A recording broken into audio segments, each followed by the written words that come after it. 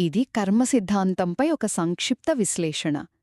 మనందరికీ కర్మ గురించి ఒక మాట బాగా తెలుసు. ఏది చేస్తే అదే తిరిగి వస్తుంది అని.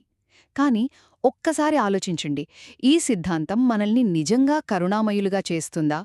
లేకపోతే ఒకరి కష్టాల్ని చూసి అయ్యో అది వాళ్ల కర్మ అని నిర్లక్ష్యంగా వదిలేసేలా చేస్తుందా? దీని వెనుక ఉన్న అసలు విషయమేంటో చూద్దాం. మొదటి విషయం, కర్మ సిద్ధాంతం అస్సలు నిర్దయం కాదు. నిజానికి అది లోతైన కరుణను పెంపొందించాలి. అంటే ఒకరి కష్టాల్ని చూసి అది వాళ్ల కర్మ అని సింపుల్గా వదిలేయడం, ఈ సిద్ధాంతాన్ని పూర్తిగా తప్పుగా అర్థం చేసుకోవడమే.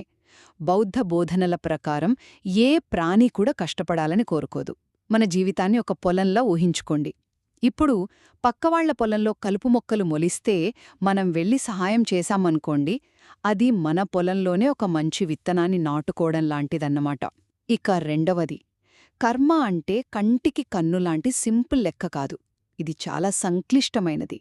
దీని ఉద్దేశం శిక్షించడం కాదు, మన చర్యల వల్ల కలిగే పరిణామాలను మనకు నేర్పించి మనల్ని మార్చడం. ఉదాహరణకు అంగుళీమాలుడి కథ తీసుకోండి. అతను ఏకంగా 999 మందిని చంపాడు. కాని బుద్ధుణ్ణి కలిశాక జ్ఞానోదయం పొందాడు. ఇది మన న్యాయభావనకు కొంచెం వింతగా అనిపించవచ్చు కదా. చివరగా పునర్జన్మ అనే పునాది లేకుండా కర్మ సిద్ధాంతం నిలబడదు. ఎందుకంటే ఈ జీవితంలో కొంతమంది దుర్మార్గులు కూడా సుఖంగా బ్రతకడం మనం చూస్తుంటాం కదా. దానికి కారణం ఇదే. కొన్ని కర్మఫలాలు చెట్టు పండ్లు పండటానికి సమయం పట్టినట్టే కొన్ని జన్మల తర్వాత కానీ బయటపడవు.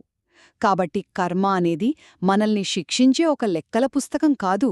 అది మనల్ని అవగాహన, కరుణ, ఇంకా ఈ కర్మచక్రం నుండి విముక్తి వైపు నడిపించే ఒక సంక్లిష్టమైన మార్గం.